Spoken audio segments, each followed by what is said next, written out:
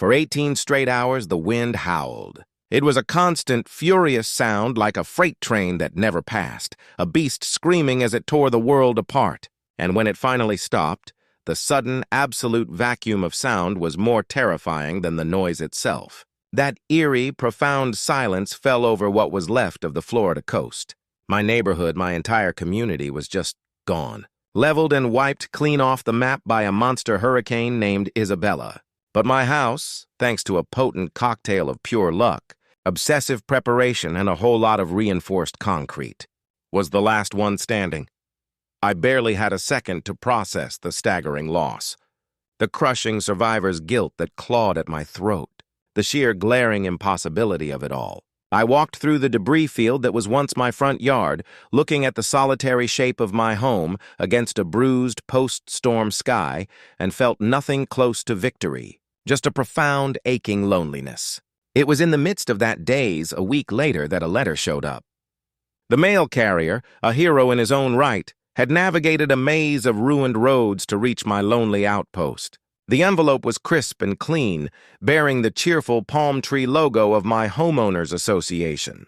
At first I thought it was a boilerplate notice for a recovery meeting or, absurdly, a late fee for my now non-existent lawn. But the single sheet of paper inside made my heart stop. It wasn't a notice. It was a judgment.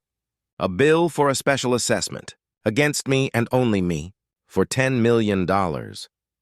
My blood ran cold as I read their reasoning, a single twisted line of logic that felt like a punch to the gut after being kicked for 18 hours straight. The reason for this impossible, life-destroying bill? It wasn't because I'd done something wrong. It was because my house survived. Just 5 years ago, this whole nightmare was the American dream. My name's Mark, and like a lot of people, I'd spent my life fantasizing about living on the coast, waking up to the rhythmic sound of waves and the sharp, clean smell of salt in the air. For 20 years, I'd been a cog in a corporate machine in the gray, landlocked Midwest, sitting in a cubicle analyzing spreadsheets until my eyes blurred. Every day was the same beige routine, punctuated only by the changing seasons outside my office window. I saved every penny, not for a fancy car or exotic vacations, but for one singular goal: to build my forever home somewhere warm, somewhere the world felt bigger than my desk. I wasn't looking for a sprawling mansion, just my own little piece of paradise. I finally found it in a 50-home coastal community called Seabreeze Haven. On paper and in person, it seemed perfect. A quiet, impeccably tidy neighborhood with a sparkling community pool, a private boardwalk to the beach, and a peaceful, family-friendly vibe. The Homeowners Association initially felt like a feature, not a bug. It was the unseen hand that kept the lawns perfectly manicured, the palm trees trimmed, and the common areas looking sharp. The fees were reasonable, and the rules, while a bit nitpicky on paper, seemed manageable. It was the kind of place where you could leave your doors unlocked. I bought my plot of land, a beautiful spot with a view of the dunes, and spent the next 2 years obsessing over every detail of my house. This was my one shot, my life savings on the line. I'd seen what hurricanes can do on the news. I'd read the engineering reports from past storms, talked to survivors, and studied the failure points of coastal construction. I wasn't about to build a standard wood frame house, stick it on a slab, and cross my fingers every storm season. I poured my retirement fund, and then some, into making it a fortress. The foundation was anchored with 20-foot-deep concrete pilings, designed to let a massive storm surge flow underneath without compromising the structure. The walls weren't made of wood. They were insulated concrete forms, essentially giant, steel-reinforced Lego blocks filled with solid concrete. I spent a small fortune on the highest-rated impact windows and doors you could buy, the kind that could supposedly take a 2x4 fired from a cannon. My builder, a grizzled old-timer named Frank, shook his head. "Mark," he'd said, wiping sweat from his brow, "I've built 100 houses on this coast. This is overkill. You're building a bunker?" I just smiled and said, "Frank, I want to sleep well at night, especially in September." The roof wasn't just shingles on plywood. It was a complex system of interlocking metal panels, each one individually tied directly to the concrete bond beam with heavy-gauge hurricane straps. My neighbors thought I was nuts. Some joked about it at the community cookouts. I'd smile and say I was a better safe than sorry kind of guy. Life in Seabreeze Haven was pretty quiet. The biggest drama usually came from the HOA, which was run with an iron fist by a woman named Carol. Carol was the board president, a retired office manager who had transferred her passion for absolute control from her old workplace to our small community. In my first year, I got 3 violation notices. One reason was that my grass was supposedly half an inch over the prescribed 3-inch height. Another reason is that a decorative lantern by my driveway was labeled as unapproved antique bronze, instead of the mandated oil-rubbed bronze. I remember getting cornered by her at a community meeting about the color of the pool umbrellas. She spoke for 20 minutes with unnerving intensity about the psychological impact of seafoam green versus teal. It was annoying. Sure, but it felt like the small, quirky price of admission for living in paradise. I never imagined this petty need for control was a symptom of something much, much worse. I just paid the tiny fines, swapped out the lantern, and went back to enjoying my life. I had no clue that Carol and her board weren't just nitpickers. They were hiding a catastrophic secret that would cost everyone everything. The alert started in early September. A tropical depression, still a disorganized swirl of clouds far out in the Atlantic, had rapidly intensified into a major hurricane. They named her Isabella. At first, it was just another storm to keep an eye on, a familiar part of the rhythm of life on the coast. But every day, every updated advisory, the forecast got worse. The news anchors started using words like monstrous and historic. The cone of uncertainty, that dreaded graphic showing the probable path, began to narrow, and Seabreeze Haven was right in the bullseye. This wasn't going to be a near miss. It was going to be a direct hit. The mandatory evacuation order came 72 hours before landfall. A frantic, nervous energy took over the neighborhood. Grim, determined nods replaced the usual friendly waves. People were wrestling with vast sheets of plywood, packing cars to the ceiling, making those impossible, heartbreaking choices about what to take and what to leave behind. The HOA sent out one single email. It was a masterpiece of corporate double talk and useless advice, reminding us to secure patio furniture and trash cans, and wishing everyone safety during this weather event. No mention of a community plan, no information on the master insurance policy, nothing of any practical use. It was the last time we'd hear from them before the world changed. I spent 48 hours straight on my final preparations, running on adrenaline and caffeine. I methodically locked down the storm shutters, heard them click into place like the bolts on a bank vault. I tested the generator, topped off its fuel, and moved my box of sentimental items, old photos, my father's watch, letters from my mother, to the highest, most central point in the house. The last thing I did before leaving was take a long look at the home I'd poured my soul into, standing there stoic and gray against a darkening, bruised sky. Driving away, joining that long, slow, mournful crawl of cars heading inland, was one of the hardest things I've ever done. You feel totally powerless, like you're abandoning a part of yourself to face nature's unthinking fury. For the next day and a half, I was glued to the news in a stuffy, anonymous hotel room 100 miles from the coast. I watched Isabella make landfall as a catastrophic Category 4 hurricane, nearly a Category 5. The live footage from coastal towns just south of us was terrifying. The wind was a physical monster, a tangible force that you could see shredding roofs and snapping 100-year-old trees. Then came the storm surge, a wall of water that the reporters, their voices strained with awe and horror, called unprecedented.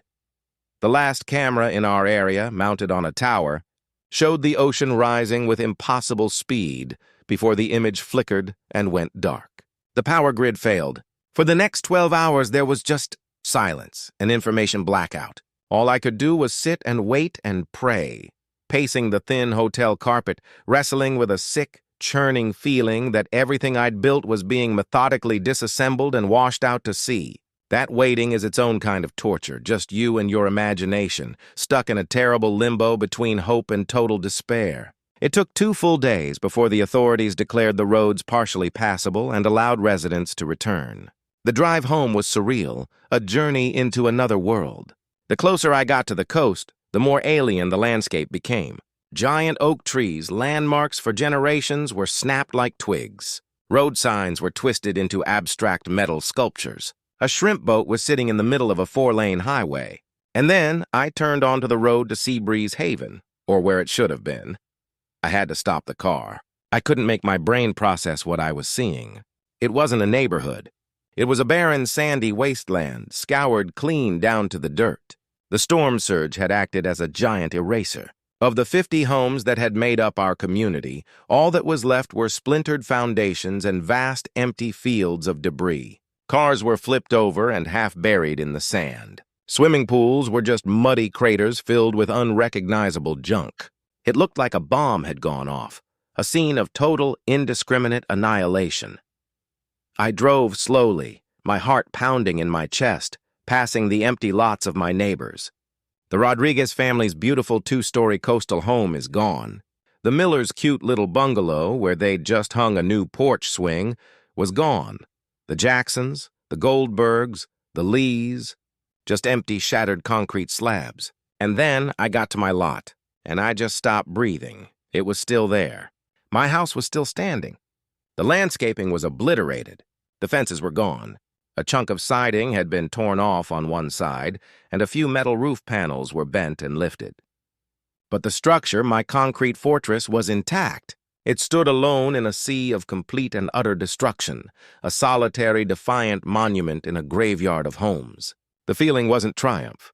It was a dizzying, sickening mix of relief, crushing sadness, and a deep, unsettling survivor's guilt. Why me? Why my house? As I was standing there in the middle of the ruined road, just staring, a few other residents began to arrive. Their cars pulled up and people got out, their faces becoming masks of pure, uncomprehending grief. I saw Carol, the HOA president, exit her pristine SUV. She didn't look at the devastation around her, at the ruins of her own home. She looked at my house, and her expression wasn't relief or amazement. It was cold, calculating, and laced with something that bore a striking resemblance to resentment. I walked towards her, about to say something, anything, "I'm so sorry, maybe." But she just held up a hand, gave a curt shake of her head, and turned away. There was no "we're in this together," just an unnerving, chilling quiet. The letter arrived a week later. I was living in the house, a ghost in my own home, running on a noisy generator and trying to patch up the minor damage. The pristine white envelope in the mail carrier's hand seemed out of place against the backdrop of the wreckage. It was from the Seabreeze Haven HOA.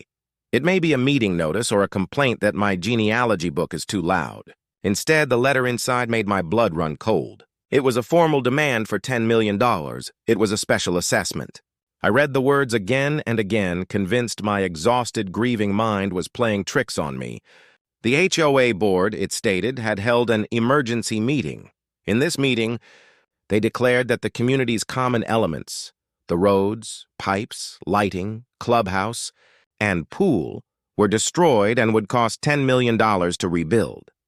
Then came the part that felt like a sick, twisted joke. Citing a bizarre, convoluted interpretation of the community bylaws, the board had voted that since the other 49 properties no longer possessed habitable structures, their owners were temporarily exempt from the assessment. Since my house was the only one left standing, the board had graciously decided that I alone was responsible for the entire $10 million bill. They weren't just ignoring my survival, they were punishing me for it. My first reaction was just pure, unadulterated rage. This couldn't be real. It had to be a typo, a grotesque mistake, a sick joke from a board that had lost its mind. I called Carol's cell phone, but it went straight to voicemail. I called the other 2 board members.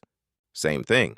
A solid, impenetrable wall of silence. They had dropped the bomb and then gone into hiding. A few days later, a notice for an emergency community meeting was posted on a makeshift bulletin board at the entrance to our ruined neighborhood. Not at our clubhouse, of course. That was now a pile of splinters, but in a dingy, fluorescent-lit conference room at a cheap motel 20 miles inland. The room was full of my displaced, grieving neighbors. They all looked lost, their faces etched with trauma and exhaustion. There was a low murmur of desperate conversation as people shared stories of loss and wrestled with insurance adjusters. Then Carol took the stage. Flanked by the other two board members, she projected an aura of absolute control. She started with a somber speech about the tragedy, the shared loss, the long road ahead, and then she laid out their plan. The community, she announced, needed a $10 million rebuild to even begin. Then she announced that, as a gesture of compassion for their total loss, the board was deferring the financial obligation for everyone who had lost their home. A few people actually nodded, a flicker of exhausted relief in their eyes. And then she looked right at me, a predator singling out its prey. "Unfortunately," she said, her voice dripping with fake sympathy that was as thin as veneer, "not everyone suffered a total loss. Mark's property, as you all know, remains standing. Under Article 7, Section 4 of our bylaws regarding the maintenance of common elements tied to habitable properties, the financial responsibility for this assessment therefore falls to him." The room went dead silent. You could have heard a pin drop on the stained carpet. I stood up, my hands shaking with a mixture of anger and adrenaline. "Carol, that's insane, and you know it," I said, my voice echoing in the stillness, far louder than I intended. "The bylaws say special assessments are divided equally among all lot owners. It doesn't say anything about habitable structures. We all own our lots." She didn't even flinch. It was like she had rehearsed this. "The board's interpretation is that the spirit of the bylaw implies an owner of a habitable participating property. Your property is the only one that currently qualifies." She then turned her attention back to the distraught audience. Mark was lucky. He was spared. Now, when we are all at our lowest, he's refusing to do his part in helping rebuild the community we've all lost. He wants all of you who have nothing left to share this financial burden with him. It was a masterclass in manipulation. In a single stroke, she painted me as the villain, the rich guy in the big, strong house who wouldn't pay up to help his suffering neighbors. Some of my neighbors, people I'd had barbecues with just a month before, wouldn't even look at me. A few glared, their grief and desperation expertly redirected towards me. They were drowning, and Carol had just thrown them a life raft made of lies. All they had to do was let me sink. I saw Mr. Miller, whose bungalow was gone, nod slowly, his face hardened. Carol had given their anger a target, and it was me. The following week, the official notice came via certified mail. A $10 million lien had been placed on my house. My fortress was now my prison. Letters from the HOA's law firm began appearing daily, using aggressive language and threatening foreclosure if the debt wasn't paid. They were trying to break me, to bury me in legal fees and public shame until I gave up the very home I'd fought so hard to save. The profound relief I felt in the days after the storm was gone, completely replaced by this constant, gnawing terror. I wasn't fighting a hurricane anymore. I was at war with my own community. For a few days, I was just paralyzed. The sheer audacity of it was overwhelming. I felt completely, utterly alone, stranded on an island of wreckage with a $10 million target on my back. But as the threatening letters from their lawyers piled up on my kitchen counter, that terror started to curdle and harden into cold resolve. I was not going to let a corrupt HOA board take my home. I knew I couldn't fight a $10 million lawsuit alone. I needed a lawyer, and a good one at that. After dozens of calls, I found Jessica Davies.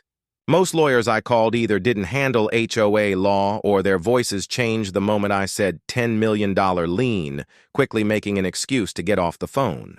Jessica was different.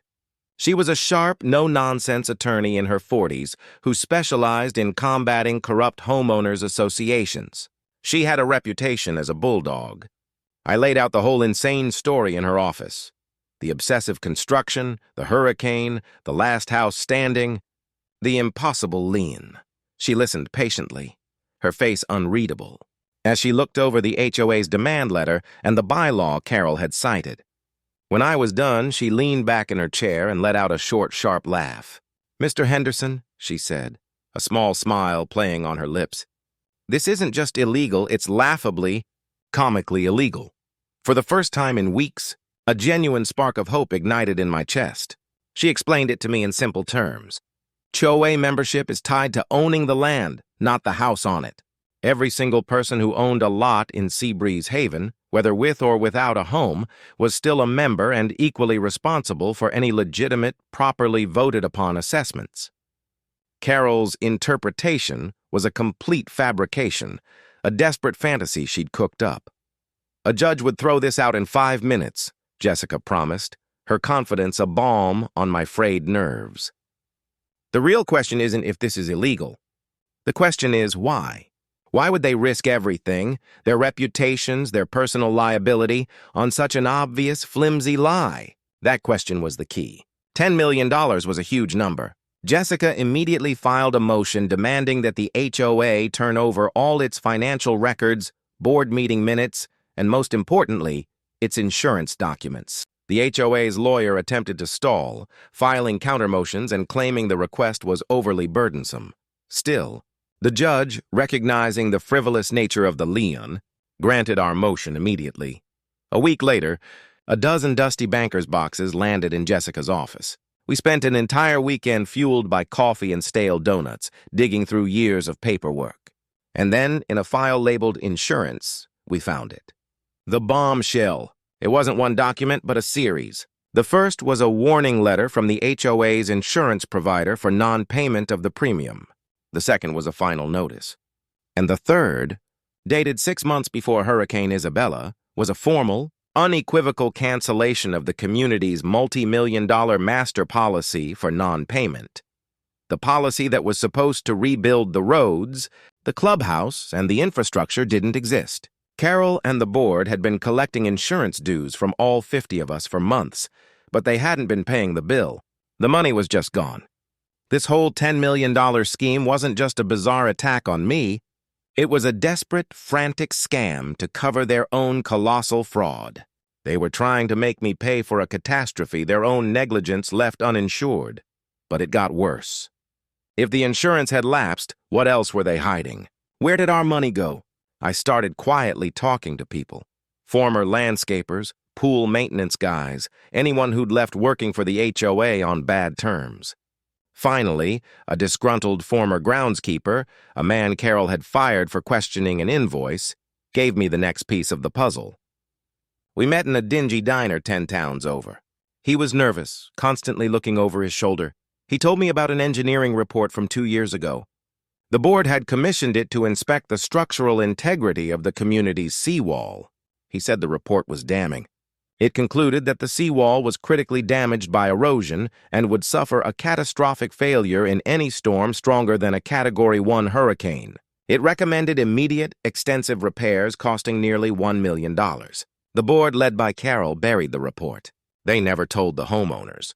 They held a closed-door session, voted to defer the repairs indefinitely, and swore everyone involved to secrecy. They chose to save $1 million, likely because the money was already gone, and in doing so, they sentenced the entire community to destruction. My house only survived because it was set back further from the wall and built on those deep pilings. My own paranoid decision, not their planning. Armed with this dynamite, Jessica hired a forensic accountant. The financials painted a picture of brazen, systematic corruption. For years, Carol had been awarding inflated, no-bid contracts for everything from landscaping to bookkeeping to a management company owned by her brother-in-law. The accountant estimated that over $500,000 had been skimmed from the HOA's accounts over the course of 3 years. That was the money for the insurance. That was the money for the seawall. I wasn't just a defendant anymore. I was the key witness in a massive fraud case. I started reaching out to my old neighbors, not as the lucky one, but as a fellow victim. I found the Rodriguez family living in a cramped FEMA trailer. I laid the documents out on the hood of my car, the canceled insurance policy, the cover page of the buried seawall report, the accountant's summary of the fraudulent contracts. I watched their faces shift from weary grief to shocked, dawning anger.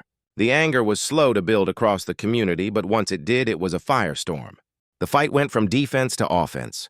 This was bigger than a civil dispute over a lien. This was a criminal conspiracy. Jessica took our mountain of evidence, the canceled insurance policy, the buried engineering report, the forensic accountant's detailed analysis of the fraud, and walked it right into the state attorney general's office. The state's response was swift and decisive. They launched a full-scale criminal investigation into the board of the Seabreeze Haven Homeowners Association. My private legal battle for my home had just gone very, very public. The real turning point wasn't some dramatic courtroom scene with a surprise witness. It was way more satisfying. State investigators, using their authority, called a mandatory public community meeting. They booked the local high school auditorium, and it seemed every single homeowner from Seabreeze Haven came. This time, Carol wasn't in charge. She and the other two board members sat at a folding table on the stage, looking small, pale, and scared, flanked by two stone-faced investigators from the AG's office. One of the investigators, Agent Miller, a tall man with a calm, commanding presence, took the podium. He didn't yell. He just laid out the facts one by one, projecting the evidence onto a giant screen behind him for all to see. He showed the bank statements, which indicated that the premium payments had stopped. He showed the inflated invoices to Carol's brother-in-law's company, $10,000 for pool chemical analysis, $15,000 for common area administrative fees. Then he showed them the final notice from the insurance company, followed by the cancellation letter. You could hear people gasping all through the audience. A low, angry murmur began to build. Then, he put up a slide showing the cover of the buried seawall report. With its title in stark black letters, Seabreeze Haven Seawall, Structural Integrity Analysis and Failure Risk Assessment. 2 years ago, Agent Miller said, his voice calm but firm, cutting through the rising noise. Your board was explicitly warned that your primary defense against a storm surge was critically compromised and was projected to fail. They were told it needed immediate repair. They hid this report from you. They told no one. That's when the dam broke. The grief and desperation that had been hanging over my neighbors for weeks finally gave way to pure, righteous fury. A man in the front row, Mr. Rodriguez, stood up, his voice cracking with emotion. You let our homes be destroyed. You knew this would happen. Carol stood up and grabbed the microphone, her face a mask of panicked self-preservation. She tried to speak, to offer some pathetic, weaselly excuse about budgets, tough choices, and unforeseen circumstances. Still, a chorus of angry voices drowned her out, betraying homeowners. Thief! Someone screamed from the back. You robbed us! Shouted another. They finally saw the truth with undeniable clarity. I wasn't the enemy. The hurricane wasn't the only villain. The people they had trusted, the people who had fined them for the color of their mailboxes, had criminally and negligently fed their entire community to the storm. After that explosive meeting, everything came tumbling down for Carol and her board. A judge, acting on an emergency petition from the Attorney General, put the Seabreeze Haven HOA into receivership. This meant the corrupt board was immediately and unceremoniously fired, and a neutral, court-appointed professional took over all operations. The receiver's first official act was to issue a declaration that the $10 million special assessment against me was improperly levied, baseless and punitive. It was declared null and void. The lien on my house vanished. Just like that, with the stroke of a pen based on the truth we had uncovered, my personal nightmare was over. However, the fight for the community was already underway.